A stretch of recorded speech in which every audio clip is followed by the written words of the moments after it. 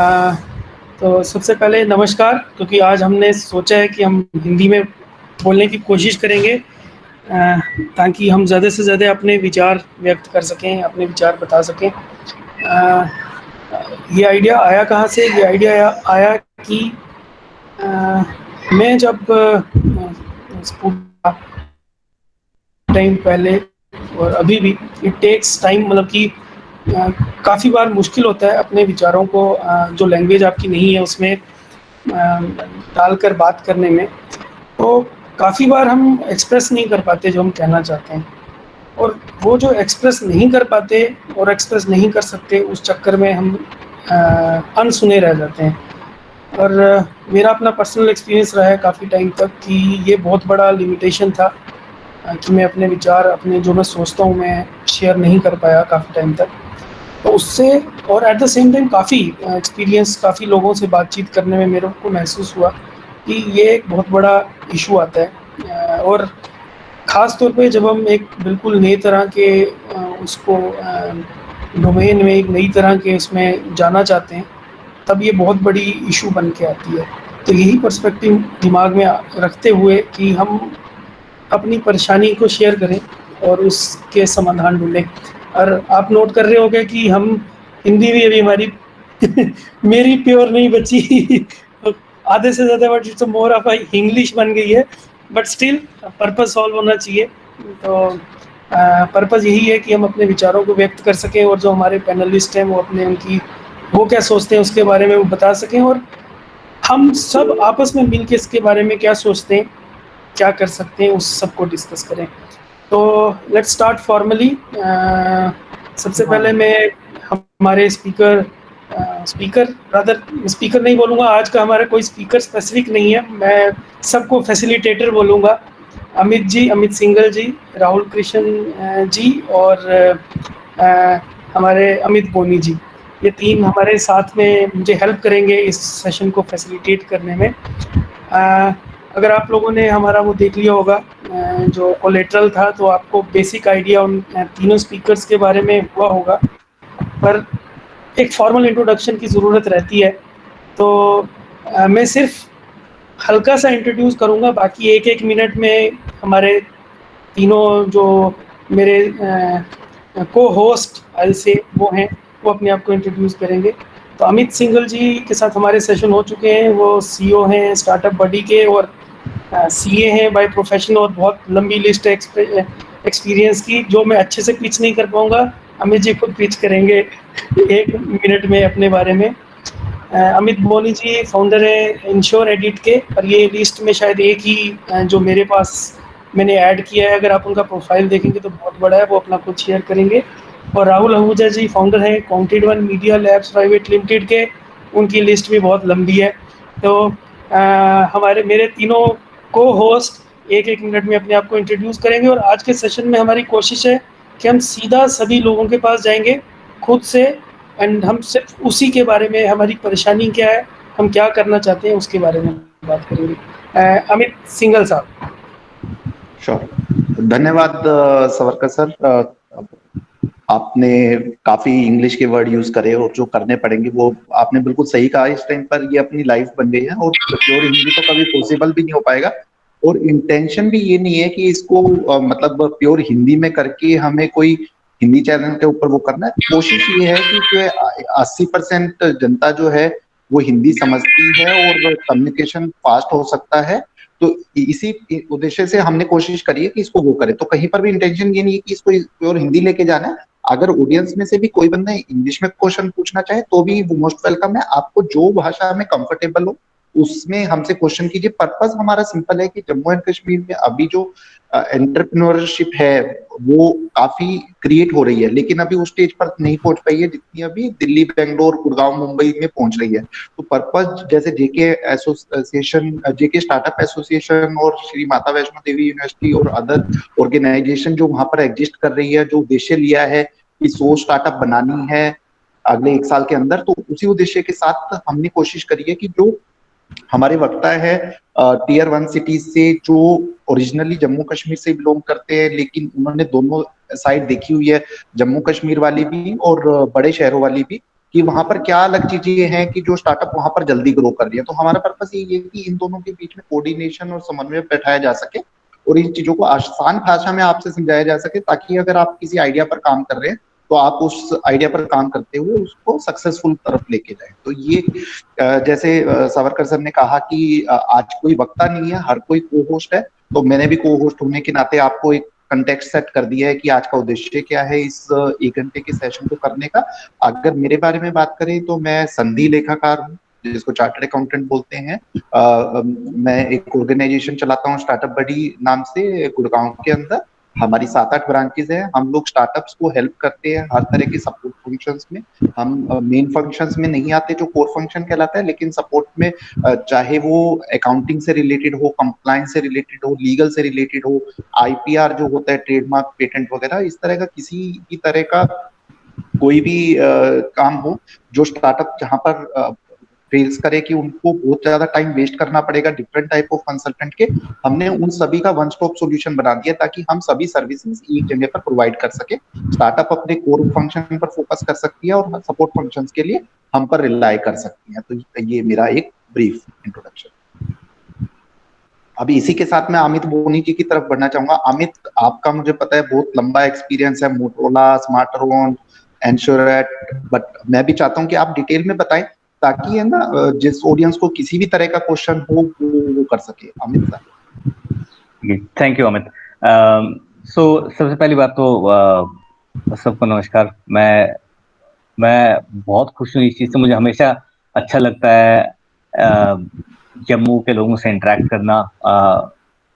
मैं जम्मू में पैदा हुआ हूँ, पला बड़ा हूँ, जम्मू में ही मेरी सारी स्कूलिंग हुई है। हो सकता है आप लोगों को पता हो, मैंने अपनी पूरी स्कूलिंग दीवान बद्रीनाथ में करी है।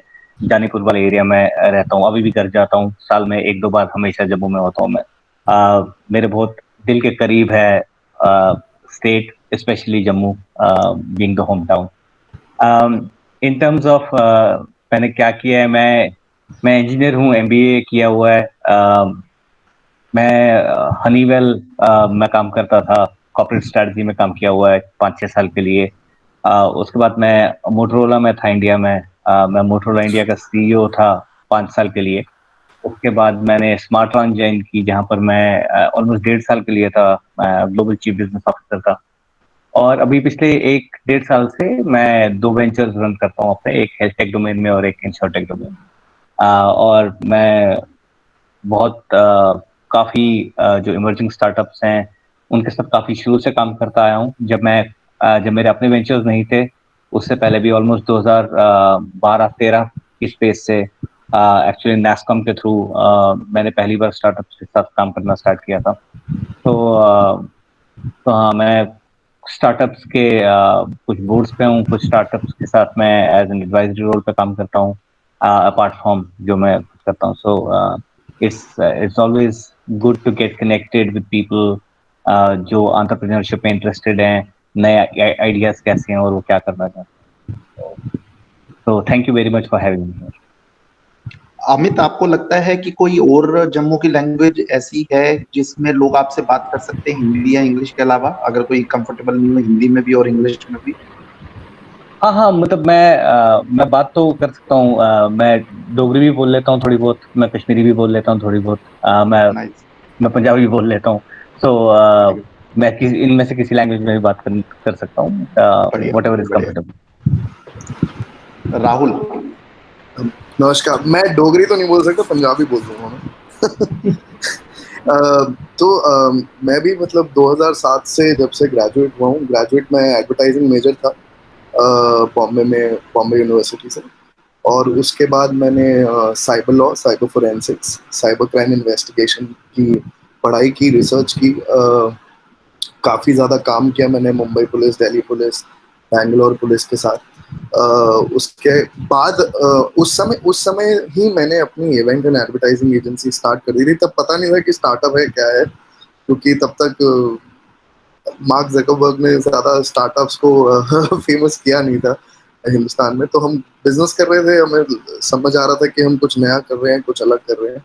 तो वहाँ से I got introduce to the world of startup. फिर जब मैं शंघाई काम करके आया, शंघाई में मैंने एक यूरोपियन स्टार्टअप में 2-3 साल काम किया। और जब वो करके मैं वापस आया तब अमित सर से मिला और जो निटी ग्रिटीज हैं दिल्ली में या एनसीआर में स्टार्टअप्स की वो समझने की कोशिश की, शुरुआत की, और वहाँ से काउंटेड वन सेटअप हुआ और 3 पीस कंपनी सेटअप हुआ, और पैंडोलिन भी वहीं से आया। तो एंटरटेनमेंट, लाइफस्टाइल और मीडिया मेरा फोर्टे था, तो मैंने सोचा मैं उसी में काम करूंगा, तो वही मैं काम कर रहा हूँ। जम्मू में, मैं बख्शीनगर से हूँ, बख्शीनगर से आता हूँ। वेरी, अरे वाह, बहुत बढ़िया, बहुत बढ़िया। मैं इसको थोड़ा सा आगे लेके जाता हूँ अभी डिस्कशन को कंटेक्स्ट देने के लिए। अमित सर, पहले मैं आपसे जानना चाहूंगा कि आपको क्या लगता है, आपके हिसाब से स्टार्टअप की डेफिनेशन क्या है? आपने बड़े कॉर्पोरेट में भी काम किया, अभी आप अपने 2 स्टार्टअप चला रहे हैं, तो what is the definition as per you for the startup? मेरे ख्याल में कोई एक यूनिकली डिफाइनिंग वैल्यू प्रोपोजिशन के हिसाब से देख सकते हैं आप इस चीज को, या आप अगर आप प्रॉब्लम सॉल्व करते हैं किसी चीज के बारे में, और वो जरूरी नहीं है कि आप कंपनी, किसी एक बड़ी कंपनी में बैठ के कर रहे हो, या आप एज एन इंडिविजुअल कर रहे हो, या एज अ छोटा ग्रुप कर रहे हो, एज लॉन्ग एज आप एक प्रॉब्लम को सॉल्व करने की कोशिश करते हैं जिसके लिए जरूरत है कि आप भरोसा रखें अपनी एबिलिटीज पे, आप काफी पैशनेट हो उस प्रॉब्लम को सॉल्व करने के लिए, आप एक सर्टेन डिग्री ऑफ रिसोर्सफुलनेस दिखाएं उस प्रॉब्लम को सॉल्व करने के लिए। आई थिंक वो अपने में एक स्टार्टअप का आइडिया है। स्टार्टअप का मतलब नेसेसरली मेरे हिसाब से ये नहीं है कि एक कंपनी फॉर्म हुई है। स्टार्टअप मेरे ख्याल से एक प्रॉब्लम सॉल्विंग एटीट्यूड है। आप जब इनको बड़ी कंपनीज, बड़े कॉर्पोरेट्स के कॉन्टेक्स्ट में देखते हैं, आप उनको, अगर आप गूगल में काम करते हैं तो आप उनको मूनशॉट्स कहते हैं, अगर आप टेक फर्म्स में काम करते हैं तो आप उनको स्कंक वर्क्स कहते हैं, अगर आप उनको रेगुलर कॉर्पोरेशंस में देखोगे तो उनको इंट्राप्रेन्योरशिप कहते हैं वो, राइट। और अगर आपने कंपनी एक सेपरेट फॉर्म करके एक प्रॉब्लम को सॉल्व करने की कोशिश करी तो आप उसको स्टार्टअप बोलते हैं। तो मेरे ख्याल में एक प्रॉब्लम को सॉल्व करने के लिए जब आप एक माइंडसेट बनाते हैं, एक रिसोर्सफुलनेस क्रिएट करते हैं, एक टीम बनाते हैं, और उस प्रॉब्लम को उसका जेन्युइन एक सोल्यूशन और एक वैल्यू प्रोपोजिशन डिलीवर करते हैं, वो मेरे ख्याल में स्टार्टअप है, ना ही कि नेसेसरली एक सेपरेट कंपनी बनाना हो। बहुत बढ़िया। राहुल, आप एक लाइन में कैसे एक्सप्लेन करना चाहोगे स्टार्टअप को आपके हिसाब से? मेरे लिए तो स्टार्टअप का एकमात्र जो मतलब है वो सिम्बायसिस है, कि आप इंडिपेंडेंटली या किसी ग्रुप में किसी अन्य ग्रुप की मदद कैसे कर सकते हैं, किस तरह से आप उनके लिए कुछ सोल्यूशन लेके आ सकते हैं या हेल्प कर सकते हैं। वो एक आपको अगर इकोनॉमिक बेनिफिट ला के देता है तो वो स्टार्टअप बिजनेस है, और अगर वो खाली सोल्यूशन दे रहा है तो वो एक प्रोडक्ट है। बहुत बढ़िया। तो इसी से ना एक और अच्छी बात निकल के आई है, जो मैं बल्कि नेक्स्ट क्वेश्चन लेना भी चाह रहा था, और अमित से ही फिर से शुरू करूंगा मैं। अमित, बहुत बार कहा जाता है कि स्टार्टअप को है ना एसेट लाइट होना चाहिए, और आम जनता कंफ्यूज हो जाती है, एसेट लाइट का मतलब क्या है?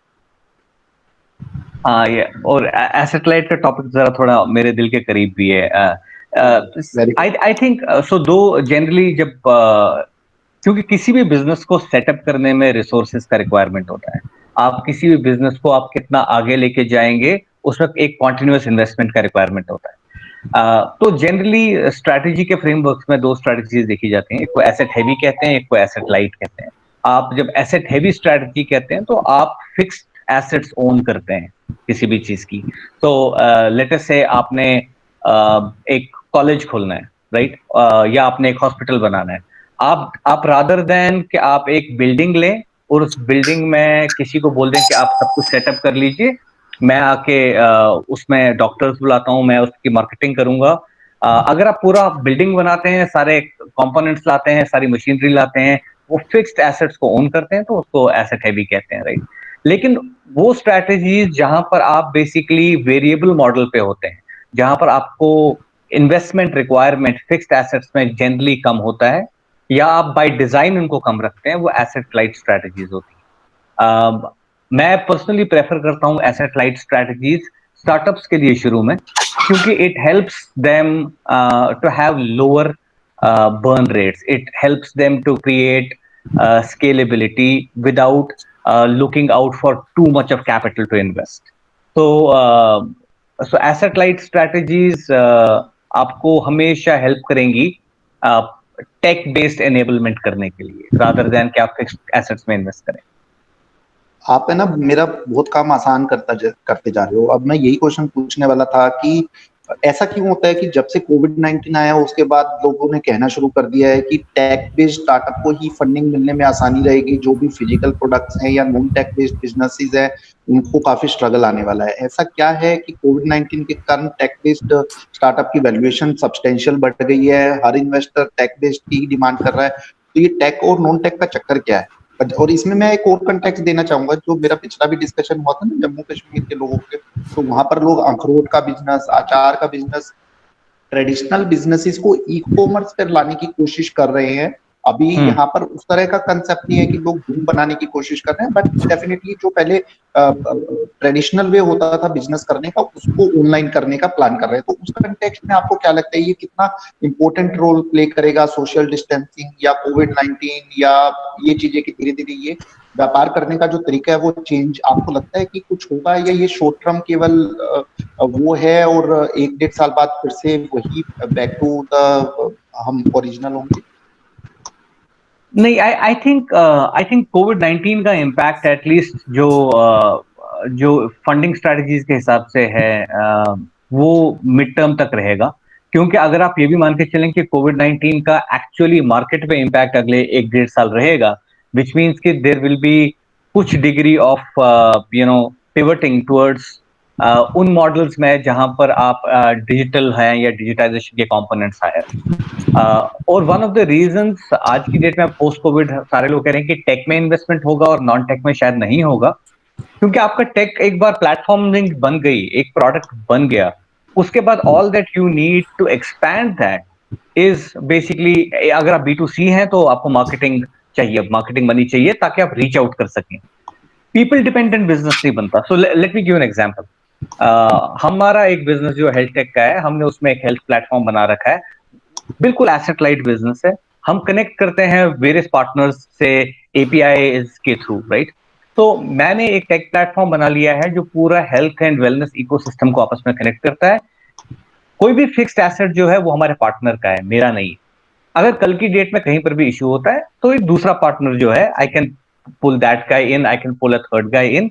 सो लेकिन मेरी टेक्नोलॉजी जो है वो इतनी बन गई है कि मैं उसमें X नंबर ऑफ प्लेयर्स किसी भी इकोसिस्टम पार्टनर को ऐड कर सकता हूं without doing too much, which means कि मेरे को अगर मेरे आज की डेट में टेक टीम का साइज 8 लोगों का है या 10 लोगों का है, तो to move from let's say 1 lakh customer to 1 crore customer, the technology team does not need to increase from 10 to 100। वो 10 के बदले अगर 12, 14, 15 भी हो जाएगी तब भी ठीक है। सो एवरी न्यू कस्टमर जो ऑन बोर्ड होता है, आपका यूनिट इकोनॉमिक्स बहुत क्विकली पॉजिटिव हो जाती है उनके। And that is why specially post Covid scenario में जो लोग कह रहे हैं वो कह रहे हैं कि अगर आप टेक में इन्वेस्ट करेंगे तो आपका स्केलेबिलिटी का option without burning too much of money in assets will be very, very high. So, and that is when true platforming or true product as a tech starts coming out. So, and that basically what it also does is कि investment in scalable large impact products will start growing. So that is my view कि tech में लोग focus क्यों कर रहे हैं, digitisation में लोग फोकस क्यों कर रहे हैं। आपको ऑफलाइन एसेट क्रिएशन की जरूरत नहीं पड़ने वाली, डिजिटाइजेशन साइड पे ही काफी काम होता है। मैं इसमें ऐड करना चाहूँगा तो हाँ सावरकर सर प्लीज, फिर राहुल के पास आते हैं।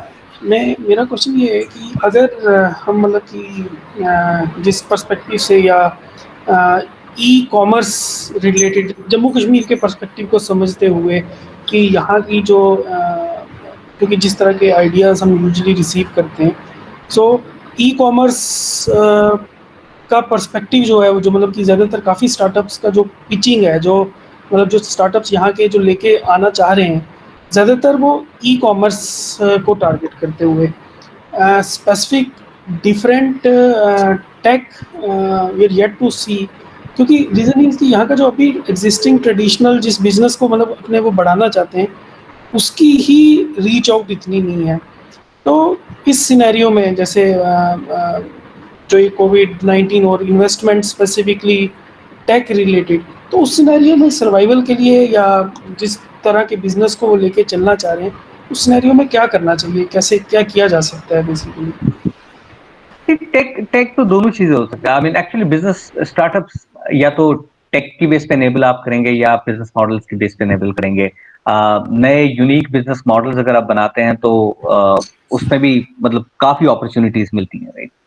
बट आई थिंक सस्टेनेबल होने के लिए किसी भी बिजनेस मॉडल को उसको एक फंडामेंटल प्रॉब्लम सॉल्व करना है। सी अगर आज की डेट में, and let me try to put it this way, let us say जैसे अमित ने मेंशन किया अखरोट है, अगर आप अखरोट को ई कॉमर्स में लाना चाहते हैं, आप क्या ला रहे हैं? आप सप्लाई साइड उसका ई कॉमर्स कर रहे हैं कि आप उसका डिमांड साइड ई कॉमर्स कर रहे हैं?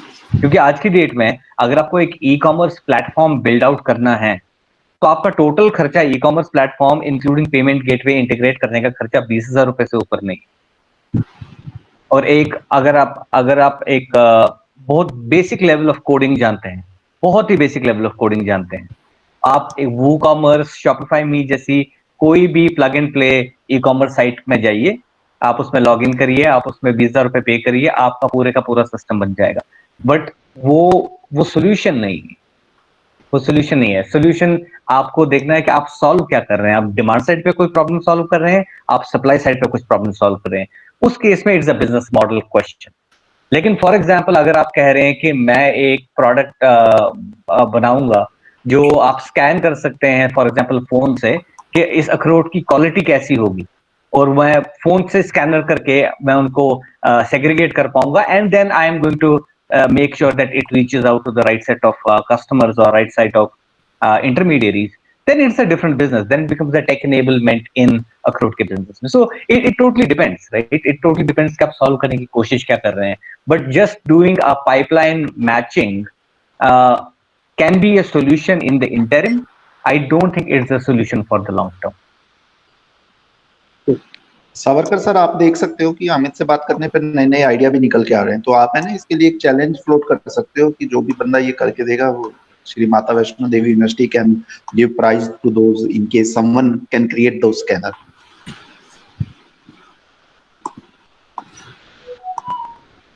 सावरकर सर आप हो? चलिए इतने शायद वो मुझ पर है तो नहीं, मैंने अपना माइक ऑफ कर दिया था और वीडियो ऑन छोड़ दिया। अंडरस्टूड। मैं कहता कि हम क्या करते हैं, हम हैकाथॉन करते रहते हैं। This a good idea, maybe we pitch it as a hackathon problem and solution. And हमारे हैं कुछ यहाँ पे आई थिंक स्टार्टअप्स जो इसमें हैं अखरोट के बिजनेस रिलेटेड वाले में, मे बी उनके लिए अच्छा वो ये रहेगा। इंटरेस्टिंग। तो मैं सावरकर सर इसमें है ना एक इंटरेस्टिंग चीज आपको बताता हूँ कि जैसे अमित ने कहा ना कि एक तो हो गया डीप टेक और एक हो गया बेसिक ई कॉमर्स या किसी बिजनेस को टेक्नोलॉजी पर लेके जाना। आपके जम्मू से ही एक लड़का है जफर करके जो इनक्यूबिक नाम से स्टार्टअप चलाता है। तो आप देखिए कि उसने जो इनक्यूबिक बनाया that is into deep tech, research करते हैं वो पेटेंट के ऊपर, और जम्मू से वो बिलोंग करता है। उनको जाके कोरिया में इंक्यूबेशन मिला, मतलब they applied for Korean and now one of the co-founder has shifted to Korea itself. So what I want to say कि आपने को है ना थोड़ा अवेयरनेस क्रिएट करनी है कि किस तरह की अपॉर्चुनिटीज हो सकती है, तो लोग ट्रेडिशनल बिजनेस की टेक्नोलॉजी पर भी काम करें और नए तरह के उस पर भी काम करें।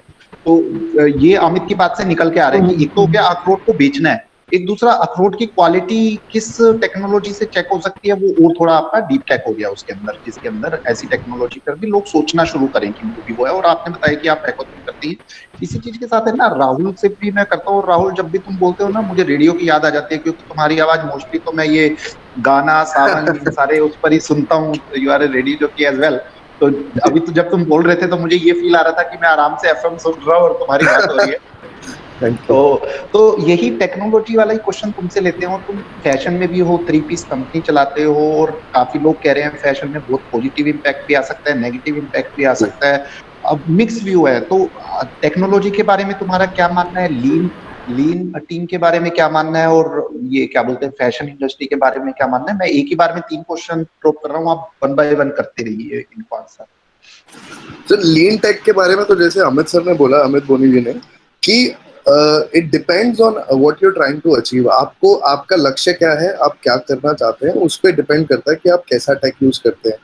ई कॉमर्स अगर आप करना चाहते हैं जिसमें ऐसा कुछ नहीं है जो आउट ऑफ द ऑर्डिनरी है, तो शॉपिफाई या वो कॉमर्स जैसे प्लेटफॉर्म्स हैं जिनको आपको मिनिमम टेक नॉलेज होने की भी जरूरत नहीं है, आपको थोड़ा अटेंटिव होना पड़ेगा।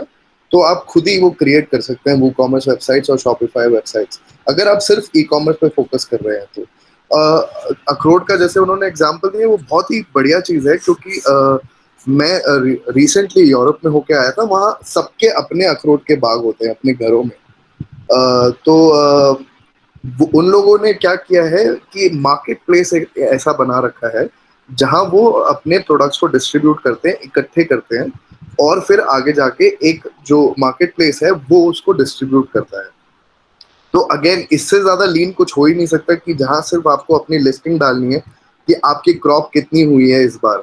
तो अगर आपने 5 किलो अखरोट उगाए हैं अपने 5 पेड़ों पे, तो आपको सिर्फ एक जगह जाके अपडेट करना है, और जो टेक टेक एक सिंगल टेक प्लेटफॉर्म है जो मार्केट प्लेस है, वो बाकी का सारा काम करेगा। तो जैसे उन्होंने डिमांड सप्लाई की बात की, it completely depends on what you creating. अब जम्मू जैसी जगह में डिमांड बहुत ज्यादा नहीं है, क्योंकि जिस तरह का डेवलपमेंट रहा है या जिस तरह की ग्रोथ रही है, वो बाकी देश से थोड़ी कटी हुई रही है। तो अगर आप स्पेसिफिकली अपने जियोग्राफिकल लोकेशन जो जम्मू है उसके बारे में सोल्यूशंस देख रहे हैं, तो आपको देसी प्रॉब्लम्स जो आपकी लोकल प्रॉब्लम्स है उनके बारे में सोल्यूशन देने पड़ेंगे। वो सोल्यूशन हो सकते हैं, जम्मू में बिजली 6-6 घंटे 7-7 घंटे रहती नहीं है, तो उसके क्या सोल्यूशन होते हैं, पावर बैकअप है या सप्लीमेंट्री बैकअप है, या टेक टेक चार्ज करने के लिए कोई टेक्नोलॉजी बना सकते हैं। तो आप सोलर पावर है, विंड पावर है, इन सब जैसी टेक्नोलॉजीज बनानी पड़ेंगी। वो लीन नहीं हो सकती है, पर वो एसेट लाइट हो सकती हैं, जैसे आपने शुरुआत में इंट्रोड्यूस किया था। तो टेक टेक डिपेंड करता है सिचुएशन पे और पोजीशन पे, और आप किस चीज की डिमांड और सप्लाई को फुलफिल कर रहे हैं। ई कॉमर्स में जैसे मैंने बोला, आप ओपन सोर्सेज यूज कीजिए। जब आपका प्रोडक्ट, क्योंकि आपको फोकस पहले टेक पे नहीं करना है, प्रोडक्ट पे करना है। जब आपका प्रोडक्ट इतना शानदार हो जाएगा कि उसकी डिमांड इतनी ज्यादा है कि वो ओपन सोर्स फुलफिल नहीं कर सकते, तब आपको टेक के बारे में सोचना है। तब तक आपको अपने प्रोडक्ट को बिल्ड करना है। Product will be the king till then. जब जब वो आप प्लेटो पे पहुंच जाते हैं कि ये वो कॉमर्स या शॉपिफाई मेरे को अब सर्व नहीं कर सकता है, तब मैं एक टेक्नोलॉजी पे कंसंट्रेट करूंगा जो मुझे अपने प्रोडक्ट को एनहांस करने में मदद करेगा, ना कि मैं उस पर डिपेंडेंट रहूं। तो ये आपके पहले दो सवाल के जवाब हो गए। तीसरा जो है फैशन का, पर्सनली हमारे बिजनेस पे देखें तो अमित सिंघल हमारे इन्वेस्टर भी हैं। तो अगर आप हमारी रिपोर्ट्स देखते हैं तो हमें बहुत ज़्यादा फर्क पड़ा नहीं है, क्योंकि हम अभी शुरू हुए थे, हम अभी पिकअप होना शुरू हुए थे। तो जिस तरह की हमें डिमांड जैन फेब मार्च में आ रही थी, वो अप्रैल मई और जून में भी आई जब लॉकडाउन था। बस फुलफिलमेंट हमने जून से शुरू की क्योंकि फैक्ट्री बंद थी। तो वो एक तरह से जो भी हमारा नुकसान मार्च एंड अप्रैल और मई में हुआ, वो हमको लगता है कि हम अगस्त के एंड तक पूरा कर लेंगे। फैशन में अब आपको देखना होगा, लोग जो है बहुत ही सस्टेनेबिलिटी की तरफ जा रहे हैं, और एक ऐसे क्लोथिंग की तरफ जा रहे हैं जो आप हर जगह पहन सकते हैं। चाहे आप ऑनलाइन एक जूम कॉल या गूगल मीट पे कॉल कर रहे हो वो हो, या फिर आप एक मीटिंग के लिए जा रहे हैं। तो हमें जो लगता है कि स्पेशली वुमेन्स फैशन में, कि आपको बहुत ही यूनिवर्सल डिजाइन बनाने पड़ेंगे, बहुत ही सस्टेनेबल डिजाइन बनाने पड़ेंगे जो ज्यादा लंबे चलें, और ओशन वेस्ट ना क्रिएट करें, डंप वेस्ट ना क्रिएट करें। सस्टेनेबिलिटी, एथिकल सोर्सिंग, ये सब का ध्यान रख के बनाए जाते हैं। अगर आप वो सब चीज़ों को फॉलो करोगे तो आपके बिजनेस पे उतना ज़्यादा इम्पैक्ट पड़ेगा नहीं। जितना भी इम्पैक्ट फैशन बिजनेस में मैं स्टडी कर रहा हूँ, पढ़ रहा है, वो उन लोगों को पढ़ रहा है जिन लोगों ने मैसिव रिसोर्सेज को इम्प्लीमेंट कर रखा था, एसेट हैवी रिसोर्सेज को इम्प्लीमेंट कर रखा था, जो बांग्लादेश में लाखों की तादाद में कपड़े बना रहे थे, वो अब उनको खरीद नहीं पा रहे हैं क्योंकि वो बेच नहीं पा रहे हैं। पर जो छोटे और मझोले साइज के यूनिट्स हैं, चाहे वो एक्सपोर्टर्स हों, चाहे वो मैन्युफैक्चरर्स हों, चाहे वो रिटेलर्स हों, उन लोगों को लॉन्ग टर्म इफेक्ट ज्यादा पड़ेगा नहीं, क्योंकि एक्सपोर्ट भी इवेंचुअली, कपड़े ऐसी चीजें जो सबको पहनना ही है, चाहे पैंडेमिक हो या ना हो। शायद वो थोड़े घर में जो कपड़े पहनते थे वो ज्यादा पहनेंगे instead of the ones they would wear outside जब मीटिंग्स में जाते हैं। पर हम जो एक यूनिवर्सैलिटी देख रहे हैं फैशन की, कि हमें आज के डेट में ऐसे कपड़े बनाने पड़ेंगे जो आपको घर में भी कंफर्टेबल रखें, जो वही कपड़े आप बाहर पहन के भी जा सकें। जैसे एथलीजर की बात करते हैं कि जो वर्कआउट क्लोथिंग होती है उनको कैसे हम लग्जरी क्लोथिंग में कन्वर्ट कर सकते हैं, कि अगर आप एक्सरसाइज नहीं भी कर रहे हैं, कॉल पे कर रहे हैं, तो आप एक जैकेट टॉप पहन लें और वो कपड़ा प्रेजेंटेबल हो जाए। तो फोकस वेरी गुड। या सॉरी टू इंटरप्ट, मैं इसी में है ना 2 क्वेश्चन और ऐड कर रहा हूँ ताकि आप इसको कंटिन्यू रखते हुए वो कर सके। आपको जम्मू एंड कश्मीर का कल्चर पता है, उसके हिसाब से आपका क्या सजेशन रहेगा अगर कोई बंदा फैशन इंडस्ट्री में आना चाहे, नया स्टार्टअप, अभी किसी ने सोचा नहीं है बट उसके मन में है, तो आपका क्या सजेशन है? दूसरा क्वेश्चन, मार्केटिंग के लिए आप क्या टिप्स देना चाहोगे कि अगर कोई टियर 2 सिटीज में बैठ के अपना सेल बढ़ाना चाहे तो उसको, उसमें आपको क्या लगता है कि आपके मार्केटिंग टिप्स के 2 टिप कोई भी आप? जी, इसमें राहुल, इसमें मैं ऐड कर दूंगा साथ में कि अभी एक नया स्टार्टअप इसी से रिलेटेड उसने पिच किया है, मैजिकल वीव्स करके। शी इज़ अ गर्ल हमारे यहाँ से, फैशन और लोकल उसको टारगेट करते हुए।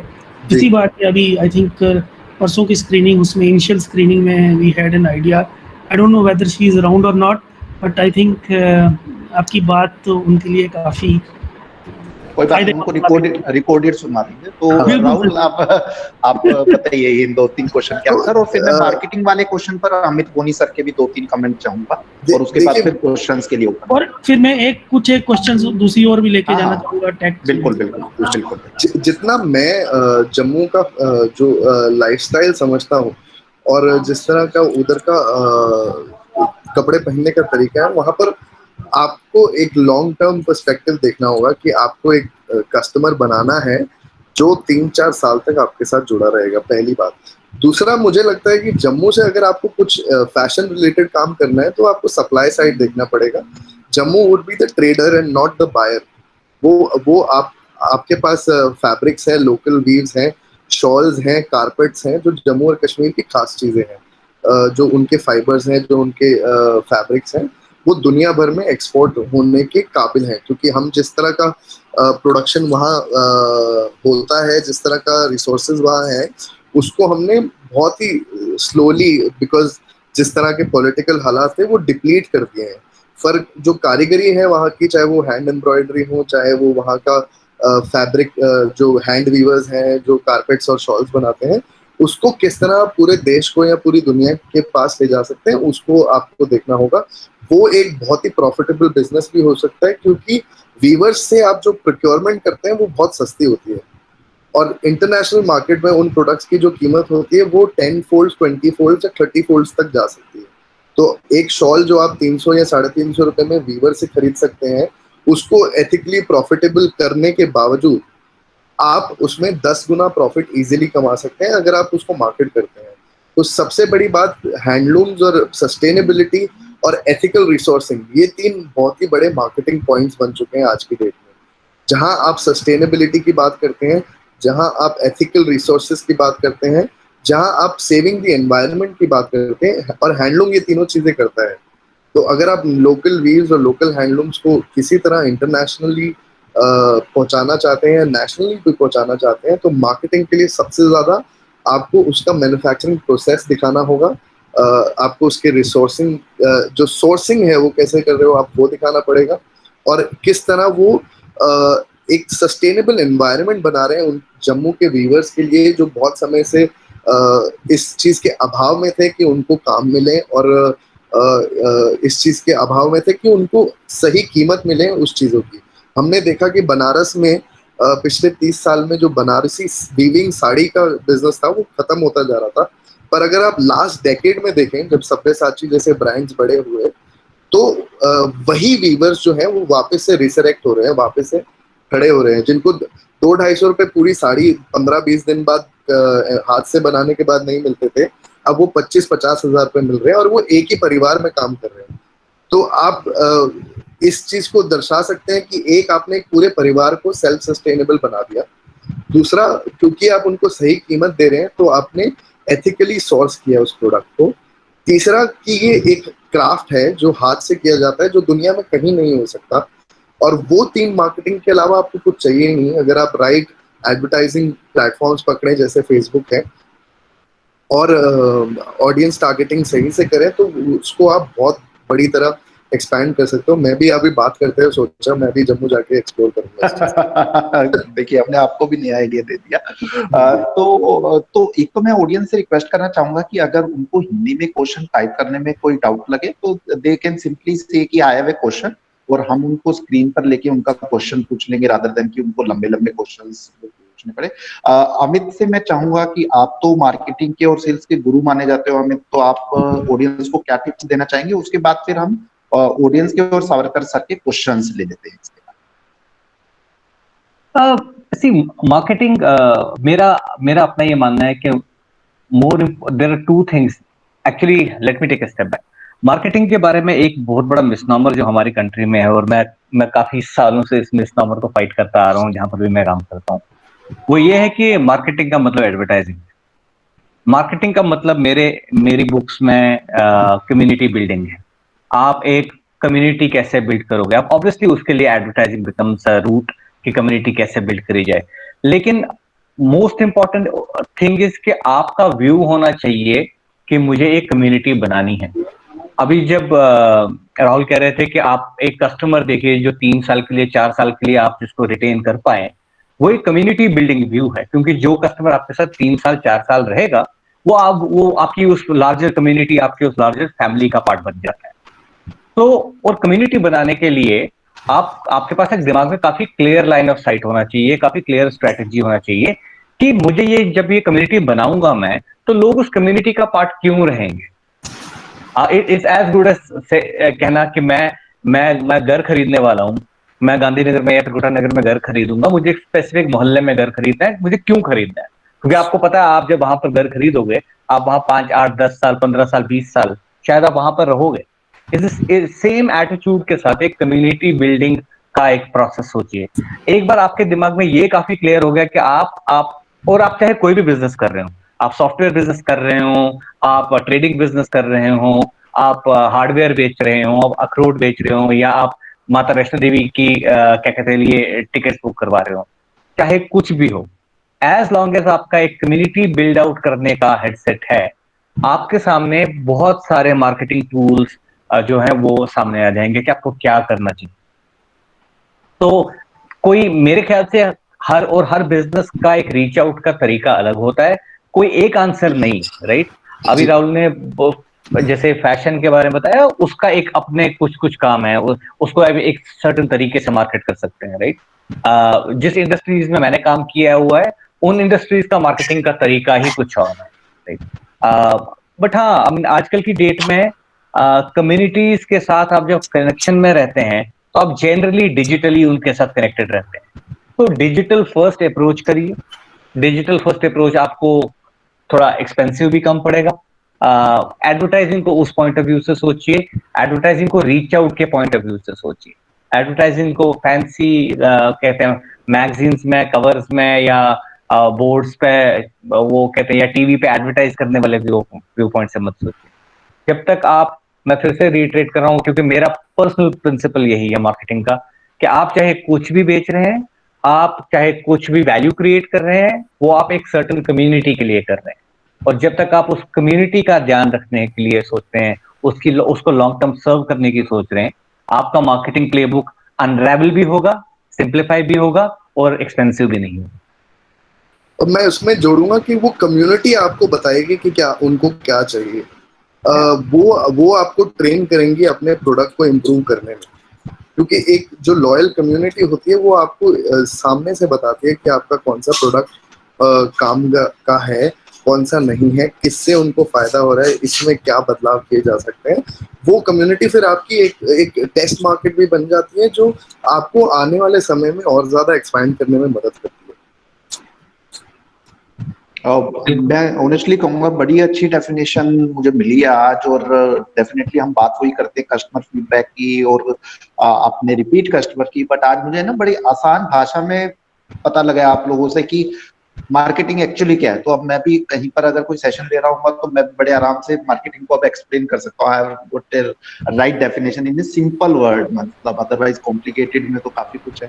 तो सावरकर सर, मेरे ख्याल से हम एंड की तरफ बढ़ रहे हैं, तो now I would like to request you कि आप एक बार जो क्वेश्चंस वगैरह है या हाँ, जो बेसिक भी है एक एक एक इसी से रिलेटेड एक्चुअली मेरा जो था, जो इसी से जोड़ देता हूँ मैं, क्योंकि अमित जी ने, एक्चुअली आप दोनों अमित तो मैं ए बी और ए एस, ए बी साहब ने जो हमारे वो पिच किया कि मार्केटिंग वाला, मैं एक जो यहाँ का पर्सपेक्टिव जो मैंने ओवर द टाइम फील किया है, वो है क्रेडिबिलिटी। मतलब क्रेडिबिलिटी इन द सेंस कि खास तौर पे credibility related to high tech based ideas. मतलब जैसे वो tier one, sorry tier two और टायर थ्री सिटीज़ का आई थिंक वो रहता है, and it takes time building that, कि कुछ जिसको कहते हैं ना आउट ऑफ द वे अगर कोई सोल्यूशन है किसी का, तो उसको इतनी ईजिली वो नहीं मिलता, मतलब जितना शायद टायर वन से आता है। तो उसके लिए क्या आपका क्या सजेशन है, उस गैप को कैसे फिल किया जा सकता है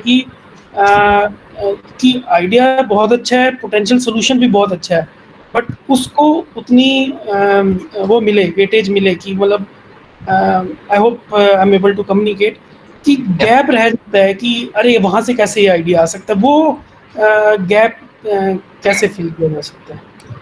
एक्चुअली मेरा व्यू सर बड़ा ओवर सिंप्लीफाइड है इस मामले में।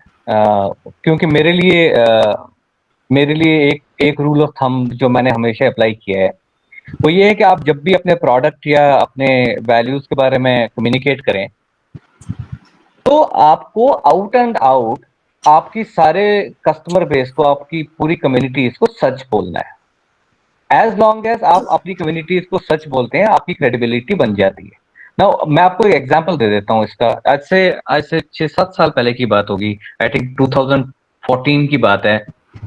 मैं मोटरोला में था, हमने एक प्रोडक्ट लॉन्च किया था मोटो जी के नाम से। उसके हमने काफी यूनिट बेचे, शायद 5-6 लाख यूनिट जब बेच दिए थे, तो एक सेट ऑफ फोन्स आया बीच में जिसमें IMEI नंबर गलत था।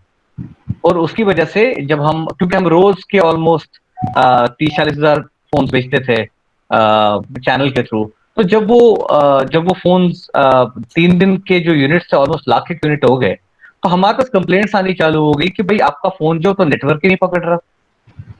तो हमने काफी क्विकली एनालाइज किया और पता लगा कि ये तो IMEI के इश्यूज हो गए हैं, तो क्या किया जाए। अब सारे लोगों ने बोला कि अलग तरीका है, ऐसा करते हैं वैसा करते हैं। हमने कॉल लिया कि हम कस्टमर्स के साथ कम्युनिकेट करेंगे कि आप ये हमसे गलती हुई है, हम अपनी गलती मानते हैं, आप ये फोन जो है 3 दिन तक अपने पास और रखिए, हम इसमें एक सॉफ्टवेयर पैच डाल देंगे, ये ठीक हो जाएगा।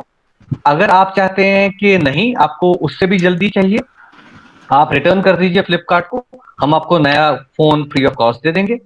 अगर आप कहते हैं नहीं आपको ये भी नहीं चाहिए, आप रिटर्न कर दीजिए, हम आपके पूरे पैसे वापस कर देंगे।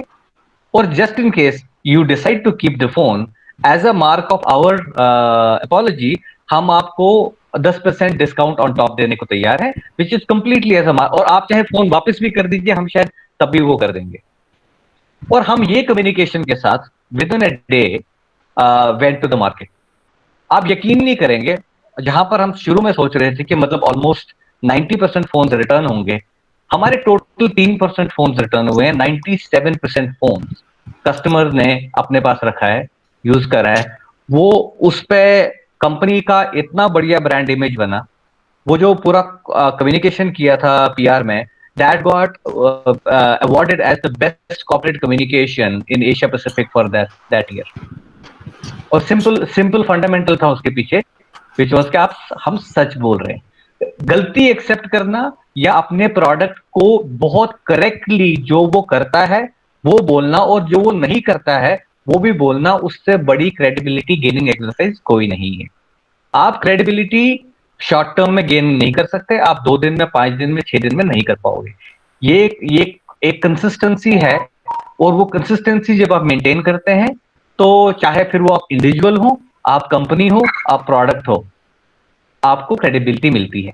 और and therefore my take is कि इट डजंट मैटर देयरफॉर कि आप दिल्ली से हैं, आप टोक्यो से हैं, या आप हमारे छोटे जम्मू से हैं। एज लॉन्ग एज आपका communication is very very clear and honest and transparent, ताकि जो सामने वाला है वो देख सके कि आप उसको काफी पैशनेटली ट्रूथफुली कस्टमर के सामने आगे रख रहे हो और सच बता रहे हो। इसके बाद मेरे ख्याल से इससे बड़ा fundamental brand building and credibility building principle मेरी बुक में कोई नहीं। Very well said Amit ji, I think बहुत वैलिड पॉइंट बताया आपने। It gives confidence also to like जो रहते हैं कि इनसिक्योरिटी या इन कॉन्फिडेंस बेसिकली कि हम छोटे एरिया से हैं तो हमारे स्टार्टअप का वो उतना वो बिल्ड हो पाएगा या नहीं हो पाएगा। So you are very right that honesty and I think probably openness with the customer, telling them the reality is the key.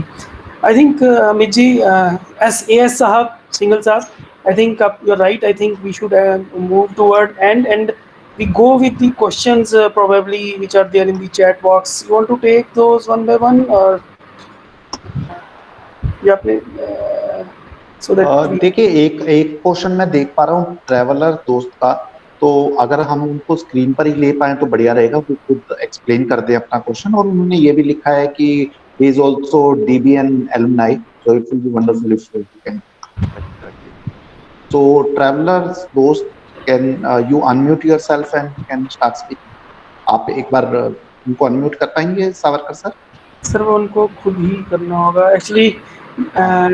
आप म्यूट कर सकते हो, अनम्यूट नहीं कर सकते। तो ट्रैवलर दोस्त अगर मेरी बात सुन रहे हैं तो आप एक बार अपने आप को अनम्यूट कर लीजिए।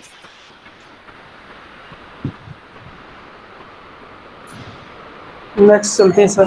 अमित वर्मा का क्वेश्चन है। अमित वर्मा जी आप हाँ अपना क्वेश्चन खुद ही पूछ सकते हो, आई थिंक ज़्यादा अच्छा रहेगा।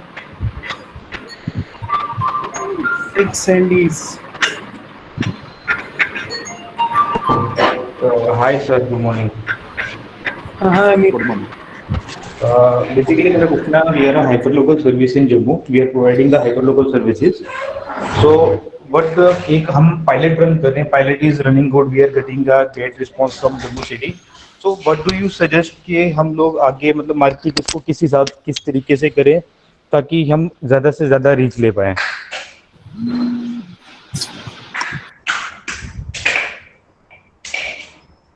अमित बोनी सर, आप आंसर करना चाहोगे? एक तो मैं ये कहूंगा कि आप पहले एक एरिया चूज कर लीजिए। हालांकि जम्मू वैसे भी छोटा सा शहर है, बनतलाब से लेके गंगेयाल के बीच में खत्म हो जाएगा, लेकिन उसके बाद भी एक एरिया पिक कर लीजिए, राइट। लेट अस से फॉर एग्जांपल हम कहते हैं आप अभी गांधीनगर ले लीजिए या त्रिकुटा नगर ले लीजिए, 2 एरियाज पकड़ लीजिए एंड यू से कि मैं इन 2 एरिया में I want to do something. तो पहली चीज है कि एरिया फिक्स करिए ताकि आप एक तो एक्सपेरिमेंट कर पाए एक क्लोज्ड एरिया में, आप ट्रैक कर पाए काफी क्लियरली और आप फोकस भी कर पाए उस जगह पे। सेकंड इज वो आपका जो कॉस्ट है वो भी थोड़ा कम रखेगा और आपको होमोजेनिटी ऑफ कस्टमर बेस मिल जाएगा थोड़ा बहुत, राइट। उसके बाद आपको ये देखना पड़ेगा कि आपके लिए what is the best way of कहते हैं kind of communicating at a larger level, right? So for example, one of my friends used to run a company which he later sold out to Urban Clap. Similar company run करते थे वो।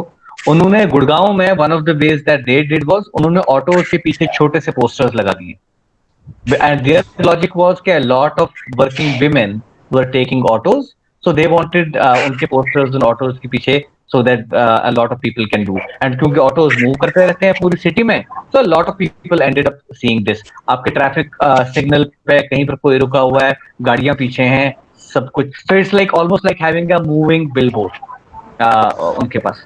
so काफी सी strategies है, marketing strategies तो बहुत सारी निकल सकती हैं, ऐसा कोई एक नहीं है कि आप ये करेंगे तो गोल्डन रूल्स है सब ठीक हो जाएगा। बट हाँ basically we are in market, काफी टाइम से हम लोग मार्केट एक्सप्लोर कर रहे थे, सब चीजें कर रहे थे, बट दी प्रॉब्लम वहाँ पे क्या थी, जैसे यहाँ पे पहले भी कुछ लोगों ने ट्राई किया था कुछ करने का, but it failed due to, क्योंकि वो एक स्पेसिफिक एरिया, एक स्पेसिफिक जगह पे ही सर्विसेज प्रोवाइड करना चाहते थे और लोग उसको फिर रिफ्रेन करते थे। सो उसको देखते हुए हमने पूरा का जो जम्मू का म्यूनसिपल लिमिट है, we have target the whole area, और जो इलेक्ट्रिशियंस है हमारे पास, हमने उनको ऑफ रोल रखा हुआ है। So we are getting the response, हमको पूरे जम्मू से रिस्पॉन्स हो रहा है। तो they are going, they are doing the work, लोगों को भी अच्छा लग रहा है, we are getting the good feedbacks. So I want कि हम लोग मतलब उसको ज़्यादा अच्छे से कैसे इंप्रूव कर सकते, we are getting the feedbacks, good feedbacks on Twitter, they are calling us and saying के let us know where we could, आपको फीडबैक हम कहाँ दे सकें, they are recommending other peoples. तो हर चीज़ अच्छे से वर्कआउट हो रही है कुछ सेक्शंस में। तो मतलब अगर हम इसको, हमको और अच्छे से करना हो पूरी जम्मू सिटी में, मतलब हम इसको और किस अच्छी तरीके से हम किस लेवल तक की मार्केटिंग कर सकते हैं, और जिसमें कॉस्ट कटिंग भी थोड़ी रहे, ये कॉस्ट इफेक्टिव रहे थोड़ा। दो चीजों की बात कर रहे हो, जो मार्केटिंग होती है वो एक डिमांड साइड इंप्रूव करने की कहानी होती है। अगर आप कह रहे हो कि मैं ऑपरेशंस कैसे इंप्रूव करूं, तो वो आपका सप्लाई साइड की कहानी है, राइट। आपको आप फॉर एग्जांपल आप ये कह सकते हो कि मैं तो आधे घंटे में आपको कुछ डिलीवर करके दे रहा हूं, मैं आपको आधे घंटे में इलेक्ट्रिशियन भेज दूंगा। वो चीजें, वो तो सप्लाई साइड की चीज है। जो आप मार्केटिंग साइड की कह रहे हो, डिस्पाइट द फैक्ट कि आपका सर्विसेज पूरी जम्मू के म्युनिसिपल लिमिट्स में है, रिकमेंडेशन विल स्टिल बी कि रादर देन के लेटेस्ट से आपके पास 100 रुपए, आप पूरे जम्मू में 100 रुपया मत स्प्रेड करिए। उससे अच्छा कि ये इसमें से 80 रुपए जो है ना, एक लिमिटेड एरिया में करिए, क्योंकि ताकि उसका इम्पैक्ट आए। क्योंकि कई बार सिर्फ एक बार मार्केट करने से कुछ होता नहीं है, रिपीट करनी पड़ती है कम्युनिकेशन 5 बार, 6 बार, 8 बार, 10 बार, ताकि कस्टमर रजिस्टर कर ले कि अच्छा हमारे यहाँ सर्विस है, मैं इसको यूटिलाइज कर सकता हूँ।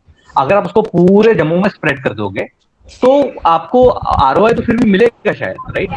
बट अगर सो ये मेरा व्यू पॉइंट है, right.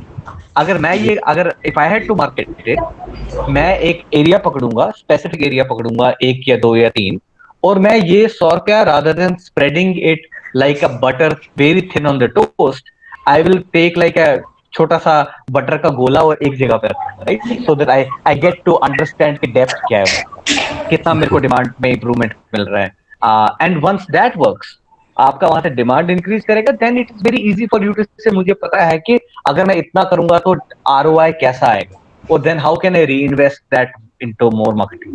So if I was you, if I was in your place, I will do it with focused areas, not through out Jammu. Okay sir, मेरे हिसाब से काफी डिटेल्ड आंसर अमित आपको मिला है, और इसके अलावा भी अगर आपके और भी क्वेश्चन है और अभी भी कुछ और डाउट है तो आप सावरकर सर से कांटेक्ट कर सकते हैं, हम लोग उसी के ऊपर बेसिकली सर वी प्लान भी आर कर सकते हैं। Incubated startup of TBIC only. हाँ, नहीं नहीं बिल्कुल, मैं यही कह रहा हूँ कि अगर इसके ऊपर, जैसे अभी तो अमित ने आपको 5-10 मिनट का एक ओवरऑल व्यू दिया है, लेकिन कल को अपने को लगता है कि इसके ऊपर हमें और डिटेल्ड आपको हेल्प चाहिए, तो हम लोग आपके लिए आधे घंटे का 1 घंटे का अलग से सेशन भी केवल उसी पर्टिकुलर क्वेश्चन के लिए भी कर सकते हैं। अभी तो हम जैसे जनरल डिस्कशन कर रहे हैं तो ओवरव्यू मिलेगा, तो अभी हम डीप डाइव करेंगे। अभी हम, मैं और सावरकर सर एक और इम्पोर्टेंट अनाउंसमेंट लास्ट में करने वाले हैं, तो उससे भी आपको समझ में आएगा कि हम किस डायरेक्शन की तरफ बढ़ रहे हैं knowledge के लिए। श्योर सर, थैंक तो यू। अब मैं रिक्वेस्ट करना चाहूंगा भाविक जैन को, उनका कोई क्वेश्चन है, अगर वो एक बार अनम्यूट करके अपना क्वेश्चन पूछ पाए।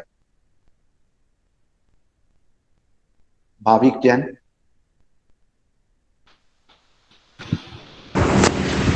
Good morning everyone. Sir sir basically मैंने सर अभी रिसेंटली अपना पिकल मैन्युफैक्चरिंग का काम स्टार्ट किया है अखनूर में, इंडस्ट्रियल एस्टेट अखनूर में। सर मैंने हॉल लिया, वहाँ पे काम स्टार्ट किया मैंने। तो सर यही था कि मेरा तो यही सर, जो सर ने जैसा कि बताया कि यही प्लान था कि एक ई कॉमर्स का स्टोर क्रिएट करके इसको प्रॉपर फेसबुक एड्स या इंस्टाग्राम एड्स के थ्रू मार्केट करके ज़्यादा से ज़्यादा लोगों तक पहुंचाया जाए। तो सर इसमें मैंने बेसिकली 2-3 चीज़ें सोची हैं जो मैं ट्रेडिशनल पिकलिंग से थोड़ा सा अलग करूँगा, जो ऑलरेडी शायद बाहर हो भी रही हैं सर। जैसे कि उसमें एक आ गया कि जो पिकल्स होते हैं उसको सर उसको, जैसे मिक्स पिकल है, 1 kg मिक्स पिकल है सर, उसको पेस्ट फॉर्म में सो दैट कि उसका जो टेस्ट है वो ज़्यादा से ज़्यादा अच्छा आ सके और वेस्टेज कम हो, और भी प्रिजर्वेशन में बड़ी आसानी हो जाती है, और भी कई कई तरीके हो सकते हैं। And more over sir, over a period of time जब मेरी एक कम्युनिटी टाइप बिल्ड हो जाएगी ओवर इंस्टाग्राम और any other social media platform, तो सर फिर मैं और आगे, जैसे डोमिनोज में होता है, आप अपना स्पेसिफिक, आप अपना एक पिकल बना सकते हो, आप डिसाइड करोगे कि इसमें मैंगो कितना पड़ेगा, आप डिसाइड करोगे कि इसमें लेमन कितना पड़ेगा, आप डिसाइड करोगे इसमें नमक कितना, ऑयल कितना रहेगा, तो आप अपने हिसाब से कस्टमाइज्ड पिकल तैयार कर सकते हो। तो सर यही था मेरा, आप लोगों से जानना चाहूँगा इस इंडस्ट्री में और क्या क्या मैं कर सकता हूँ। राहुल, आपका क्या व्यू है इसके बारे में, क्योंकि आप मोर लेस फैशन इंडस्ट्री में सिमिलर टाइप का चैलेंज फेस करते हो। सी, कोई भी चीज जो टेस्ट से रिलेटेड होती है और प्रेफरेंस से रिलेटेड होती है ना, जी उसमें सर। वर्ड ऑफ माउथ की बहुत ज्यादा मतलब जो capability of marketing through word of mouth बहुत ज्यादा होती है।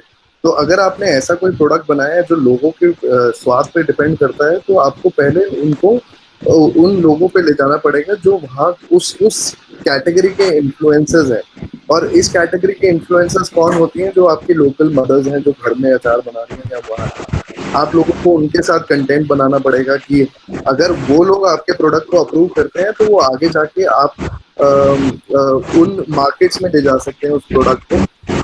और फिर जो कस्टमाइजेशन की जो आप बात कर रहे हैं, वो तो आने वाले समय में जब आपके कस्टमर्स बन जाएंगे, वो ब्लेंड्स पसंद करना शुरू करेंगे, तो वो इवेंचुअली अपने आप ही आपको, जैसे हमने अमित सर ने पहले भी बोला था, कम्युनिटी बिल्ड हो जाएगी। तो वो जो प्रेफरेंसेस है वो आपको अपने आप बताने लग जाएंगे। वो एज अ टारगेट कस्टमाइजेशन मुझे लगता है कि एक इतनी शुरुआत में बिजनेस की एडवाइजेबल नहीं है।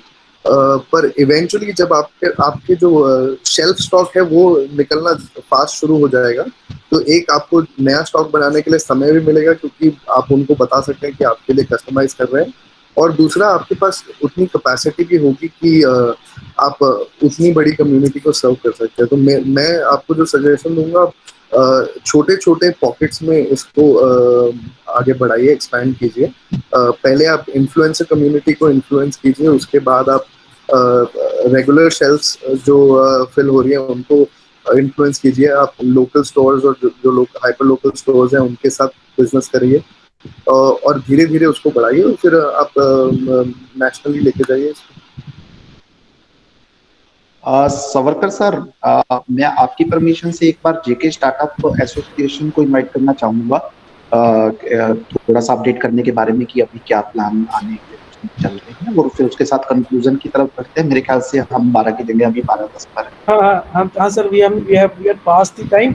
I think we can talk to JK Startup Association if उनसे कोई अगर खेल सुन रहा है तो I think should हाँ come जी, हाँ out. जी, उन्होंने मैसेज लिखा है अभी अभी वहां पर हाँ चैट हाँ में। हाँ हाँ, मैंने तो देखा। मैं चाहता हूँ कि वो अपनी बात खुद रखें सबके सामने। बिल्कुल बिल्कुल बिल्कुल, आप बिल्कुल सही कह रहे हैं। JK Startup Association।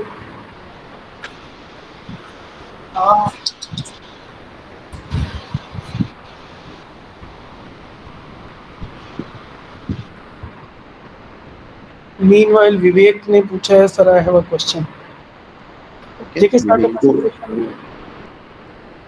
विवेक जी, आप विवेक अपना को, क्वेश्चन पूछ सकते हैं, मैं हाँ तब जी, तक आप कोशिश एक करूँ क्वेश्चन JK स्टार्टअप एसोसिएशन तक। Hello everyone. Hi.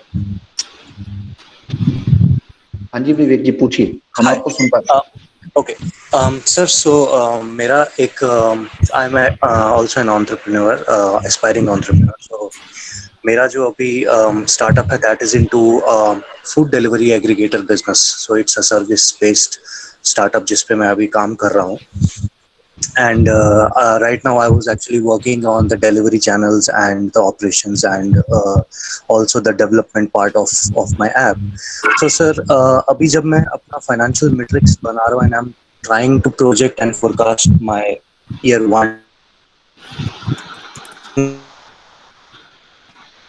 although my business is totally different from them, but still when I try to assume the things, when I try to assume the market segmentation, target.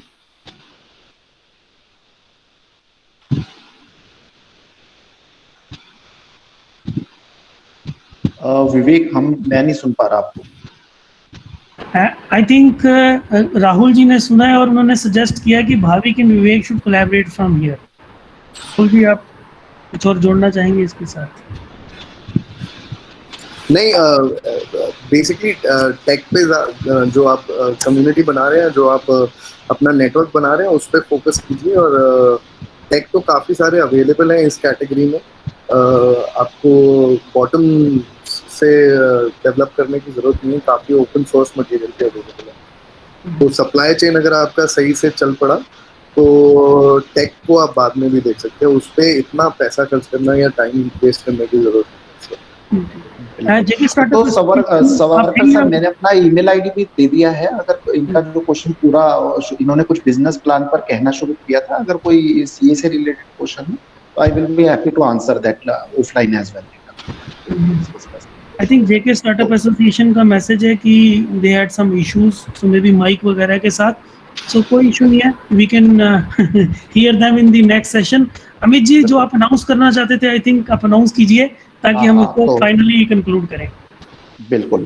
तो सभी के लिए एक announcement है। Shri Mata Vaishno Devi university, टीवीआईसी और startup बडी मिलके 20 जुलाई से लेकर 23 जुलाई तक 4 दिन का वर्कशॉप कर रहा है। एक घंटे एक डेली का होगा ये, जिसके ऊपर हम काफी डिटेल टॉपिक कवर कर रहे हैं। तो जैसे आज हमने 1 घंटे में काफी सारी बातें करने की कोशिश करी, और उसमें क्या है कि हर रोज अलग अलग चीज के ऊपर हम बात करेंगे। पहले दिन फाइनेंस के ऊपर बात करेंगे, कंपनी कैसे बनती है, स्टार्टअप इंडिया रजिस्ट्रेशन कैसे होता है। फिर हम मूव करेंगे कि आप अपने आइडिया को कैसे प्रोटेक्ट कर सकते हैं। फिर हम अगली चीज पर बढ़ेंगे कि प्रॉब्लम स्टेटमेंट और सॉल्यूशन को कैसे मैच करते हैं। और उसके बाद अगले फिर की मार्केटिंग कैसे करते हैं, डिजिटल मार्केटिंग के डिफरेंट डिफरेंट वेआउट्स क्या हो सकते हैं, क्या चीज अच्छी जाती है, क्या खराब जाती है। तो लास्ट दिन हम डिस्कस करेंगे कि गवर्नमेंट की तरफ से क्या क्या ग्रांट्स अवेलेबल है, इन्वेस्टर्स की फंडिंग कैसे मिलती है, क्यों मिलती है, इन्वेस्टर क्यों इन्वेस्ट करता है, और इन्वेस्टर को जब आप पिच करने जाते हैं तो किस बात पर ध्यान रखें। तो इस तरह से करके हमने ये 4 दिन का प्रोग्राम बनाया है स्टार्टअप बडी में, और इसको हम स्टार्ट कर रहे हैं 20 जुलाई से। इस प्रोग्राम का नाम रहेगा नवोद्यम की पाठशाला। ये बिल्कुल फ्री होगा, इसके लिए कोई चार्जेस नहीं है किसी भी तरह के। और ये हम मिलके SMBDU, TBIC और स्टार्टअप बडी ज्वाइन। और इसके बारे में कोई भी इंफॉर्मेशन चाहिए या आपके कोई सजेशन हो उसके अंदर, तो भी आप मिस्टर सवरकर या मेरे पास रीच आउट कर सकते हैं कि इसके अंदर हमें ये भी चाहिए। तो हम जी, और मैंने अपना ये ट्विटर और फेसबुक हैंडल TBIC का भी और अपना भी शेयर किया है, और आप अगर उनको फॉलो करेंगे तो आपको सारे अपडेट्स मिलते रहेंगे, क्योंकि जल्दी हम कोलेटरल से, कि जो अमित जी ने बताया कि क्या क्या इवेंट्स हैं या क्या क्या कंपोनेंट्स रहेंगे, तो वो कोलेटरल के थ्रू हम शेयर करते रहेंगे डिज़ाइन बना के, ताकि सबको ये समझ आ सके हम करना क्या चाहते हैं उस वाले में, अगर आप उसको कैप्चर नहीं कर पाए तो। अमित जी ने ईमेल आईडी तो इसमें मैं ये भी कहना चाहूंगा कि स्टार्टअप्स को, एंटरप्रेन्योर को हिंदी में नवोद्यम कहते हैं। तो ये मुझे पता लगा था राहुल कृष्ण को, तो इसीलिए हमने इसको नवोद्यम की पाठशाला रखा है। तो हाँ, आपके साथ शुरू करते हैं। तो बढ़िया, मेरे पास navodyam.com है, तो वेबसाइट बना देंगे। ओके, सो उद्यम, शायद उद्यम मींस बिजनेस में भी, नवोद्यम शायद उसी से रिलेटेड। हाँ, स्टार्टअप मतलब नया बिजनेस। स्टार्टअप के लिए बहुत बढ़िया सर, बहुत अच्छा आइडिया। तो अमित जी, जो मैं आपको उल्टे आइडिया दे रहा था उससे ये ज्यादा अच्छा आइडिया टाइटल को चेंज करने का। I think that is the best, and let's have the collateral and we start sharing around. So guys, I think it's time. We are हम शुरू जरूर 5 मिनट लेट करते हैं, पर कोशिश करते हैं कि हम टाइम से उसको वो करें ख़त्म करें। तो it's time to say goodbye. It was very informative, बहुत बढ़िया रहा, अच्छा रहा। अगेन इस बार भी कोई कोशिश यही थी कि ज़्यादा से ज़्यादा लोग बोलें, फिर भी हमको होस्ट होते हुए भी हमने ज़्यादा बोला। अगले सेशन में अगेन जब हम आओ बात करें, we would like you to hear, हम आपसे सुनना चाहेंगे ज़्यादा। और आई थिंक हम कोशिश करते हैं कि इसको अमित जी बार बार करें दिस, ताकि हमें बहुत ज़्यादा प्रॉब्लम्स के बारे में समझने का मौका मिले। राहुल जी और अमित बोनी साहब, thank you very much for your time. And हम एज SMBDU TBIC से भी प्रोबेबली कोशिश करेंगे कि हम फॉर्मली आपसे और अच्छे से जुड़ सकें, ताकि हम इस तरह के और सेशंस कर सकें। अमित सिंगल साहब, again thank you very much. आपको हम परेशान करते ही रहेंगे, तो कोई ये आपका हक है, आपका बाय डिफॉल्ट है, और मुझे खुशी होगी जितना ज्यादा आप परेशान करेंगे। तो धन्यवाद सभी का। और मुझे लगता है कि ये एक्सपेरिमेंट जो हमने हिंदी में करने की कोशिश करी है आज काफी अच्छा रहा है, लोगों ने एंजॉय किया होगा। और हम कोशिश करेंगे रिकॉर्डेड सेशंस को भी और ज्यादा लोगों तक पहुंचाने की, ताकि ज्यादा से ज्यादा लोग इसका बेनिफिट ले सकें। चलिए, okay, thank you, bye bye everyone, have a good day, thank you, bye. Bye.